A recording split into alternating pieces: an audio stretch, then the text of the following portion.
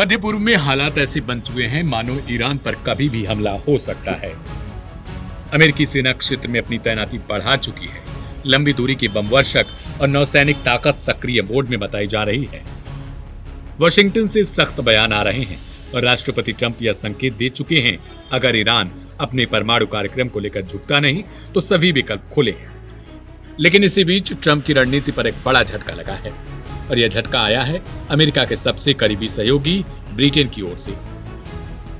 Britain के प्रधानमंत्री Starmer ने साफ कर दिया है, ईरान पर संभावित हमले के लिए ब्रिटिश वायुसेना यानी RAF रॉयल एयर फोर्स के ठिकानों का इस्तेमाल नहीं करने दिया जाएगा।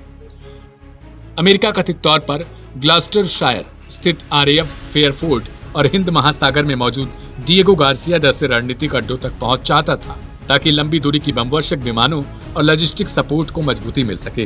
लेकिन लंदन ने अंतर्राष्ट्रीय कानून का हवाला देते हुए अनुमति देने से साफ तौर पर इनकार कर दिया। ब्रिटिश सरकार का तर्क है, किसी भी प्रीएम्प्टिव स्ट्राइक यानी पहले हमला करने वाली स्ट्राइक में शामिल होना संयुक्त राष्ट्र चार्टर और अंतर्राष्ट्रीय कानून के खिलाफ हो सकता है, जब तक कि आत्मरक्षा की स्पष्ट और तात्कालिक स्थिति साबित न हो। लंदन ने यह भी कहा है कि वह पहले भी ईरान के खिलाफ प्रत्यक्ष सैन्य कार्रवाई से दूरी बनाए रख चुका है और केवल अपनी संपत्तियों तथा सहयोगी बलों की सुरक्षा तक ही सीमित रहा है। यहीं से कहानी में मोड़ भी आता है। अमेरिका के लिए डिएगो गार्सिया सिर्फ एक एयरबेस नहीं है, बल्कि हिंद महासागर में रणनीतिक ताकत का केंद्र है। यह अड्डा चागोस द्वीप समूह का एक हिस्सा है और दशकों से अमेरिका ब्रिटेन की साझा सैन्य मौजूदगी का प्रतीक भी रहा है। प्रस्ताव कि इस द्वीप समूह की संप्रभुता मॉरिशस को सौंपी जाए, जबकि डिएगो गार्सिया को 99 सालों के लिए लीज पर रखा जाए। ट्रंप पहले ही समझौते पर असंतोष जता चुके हैं और अब RAF ठिकानों पर रोक ने उनकी नाराजगी और बढ़ा दी। ट्रंप का कहना है, अगर ईरान परमाणु कार्यक्रम को लेकर समझौते पर नहीं आता तो क्षेत्रीय सुरक्षा के लिए निर्णायक कदम जरूरी होंगे। लेकिन ब्रिटेन का इनकार यह दिखाता है कि पश्चिमी गठबंधन के भीतर भी सैन्य कार्रवाई को लेकर एक राय नहीं है। उधर ईरान लगातार कह रहा है कि उसका परमाणु कार्यक्रम शांतिपूर्ण उद्देश्यों के लिए है और वह किसी भी हमले का जवाब देने में सक्षम है। तेहरान की चेतावनी है कि अगर उस पर हमला हुआ तो जवाब सिर्फ सीमित नहीं रहेगा, बल्कि पूरे क्षेत्र में असर डालेगा। विश्लेषकों का मानना है कि खाड़ी क्षेत्र में किसी बड़े संघर्ष की स्थिति में तेल आपूर्ति, वैश्विक बाजार और समुद्री व्यापार पर गहरा प्रभाव पड़ सकता है। इस पूरे घटनाक्रम ने विशेष संबंध कहे जाने वाले अमेरिका ब्रिटेन रिश्तों को भी कसौटी पर लाकर खड़ा किया। एक तरफ वाशिंगटन सख्त रूप अपना रहा, वहीं दूसरी तरफ लंदन कानूनी वैधता और अंतर्राष्ट्रीय समर्थन की शर्त रख रहा है। तो क्या अमेरिका बिना ब्रिटेन की मदद के आगे बढ़ेगा? क्या डिएगो गार्सिया से केवल सूचना देकर ऑपरेशन संभव होगा या RAF ठिकानों की अनुपलब्धता रणनीति को प्रभावित करेगी? और सबसे बड़ा सवाल, क्या कूटनीति आखिरी पल में युद्ध रुक पाएगी? फिलहाल मामला बेहद संवेदनशील है क्योंकि अमेरिका तैयारी पूरी कर चुका है। कहा यह भी जा रहा है कि अमेरिका सिर्फ और सिर्फ दिन को खींच रहा है। वो कभी भी स्ट्राइक कर सकता है, किसी भी वक्त कर सकता है। लेकिन दूसरी तरफ ईरान ने भी कह दिया है कि आओ देखते हैं किसमें कितना दम है।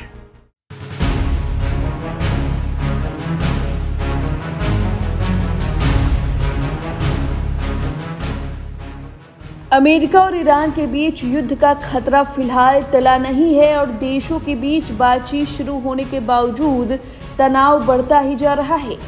इसी बीच ईरान ने अमेरिकी राष्ट्रपति डोनाल्ड ट्रंप को अपना इरादा साफ कर दिया है और सीधे खुले तौर पर चैलेंज कर दिया है। दरअसल ईरान ने क्षेत्र में बढ़ते अमेरिकी सैन्य हमले के खतरे और नए प्रतिबंधों के बावजूद कहा कि अपने यूरेनियम संवर्धन कार्यक्रम को नहीं छोड़ेगा।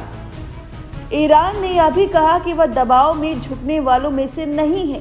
कोई भी दूसरा ईरान पर हुक्म नहीं चला सकता। यानी कि ईरान ने ये बात साफ कर दी है कि न्यूक्लियर पर वो अपना काम करता रहेगा, किसी के दबाव में झुकेगा नहीं, जंग हो जाए तब भी नहीं।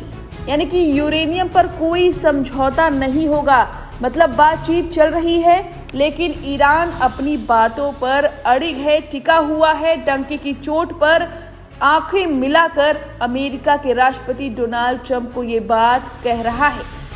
रविवार को तेहरान में हुए एक सार्वजनिक मंच पर बोलते हुए ईरानी विदेश मंत्री अब्बास अरागची ने कहा कि तेहरान किसी से भी डरकर अपनी परमाणु नीति नहीं बदलेगा।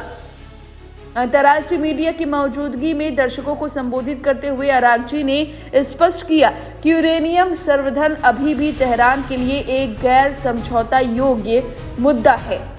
साथ ही उन्होंने कहा, हम संवर्धन पर इतना जोर क्यों देते हैं और इसे छोड़ने से इनकार क्यों करते हैं, भले ही हम पर युद्ध थोप दिया जाए, क्योंकि किसी को भी हम पर हुक्म चलाने का अधिकार नहीं है। अमेरिका पर भरोसा नहीं, अरागची। ईरानी विदेश मंत्री ने क्षेत्र में अमेरिकी सैन्य तैनाती को दबाव की खराब रणनीति बताया। अरागची ने कहा, क्षेत्र में उनकी सैन्य तैनाती हमें डराती नहीं है। उन्होंने कहा, ईरान को अमेरिका पर बिल्कुल भरोसा नहीं है। ईरानी विदेश मंत्री ने कहा कि कुछ ऐसे संकेत मिले हैं जो बताते हैं कि अमेरिका गंभीर है, जबकि अन्य ऐसे संकेत भी देखे गए हैं इसे गलत साबित करते हैं। उन्होंने जोर देकर कहा कि ईरान के खिलाफ प्रतिबंधों का जारी रहना और पश्चिम एशिया क्षेत्र में कुछ सैन्य गतिविधियां अमेरिका की गंभीरता और तत्परता पर संदेह पैदा करती हैं। समझौते के लिए रख दी शर्तें। अरागची ने कहा कि ईरान सभी संकेतों की एक साथ निगरानी और मूल्यांकन करेगा। उन्होंने इस बात पर जोर दिया कि अमेरिका के साथ अप्रत्यक्ष बातचीत समझौता करने में कोई बाधा नहीं है। हालांकि उन्होंने यह भी कहा कि बातचीत की विषय वस्तु से संबंधित मुद्दे जैसे अमेरिका की अत्यधिक और अवास्तविक मांगे और अनुचित दावे ही असली बाधा है। उन्होंने कहा कि अगर अमेरिका का दृष्टिकोण सम्मानजनक, निष्पक्ष और आपसी हितों की रक्षा पर आधारित है तो ही समझौता करना संभव होगा। यानी ईरान सीधे सीधे कह रहा है कि अब अमेरिका पर भरोसा नहीं है।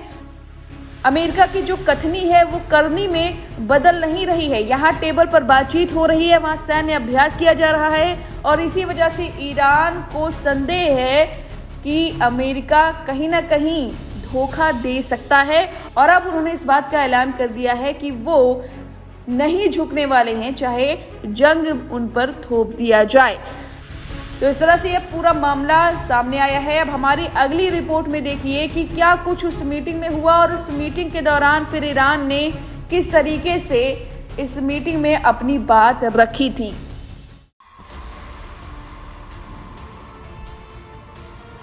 फरवरी 2026 के दूसरे हफ्ते में पश्चिमी एशिया एक ऐसे चौराहे पर खड़ा है जहां से एक भी गलत कदम वैश्विक युद्ध की चिंगारी भड़का सकता है। ईरान और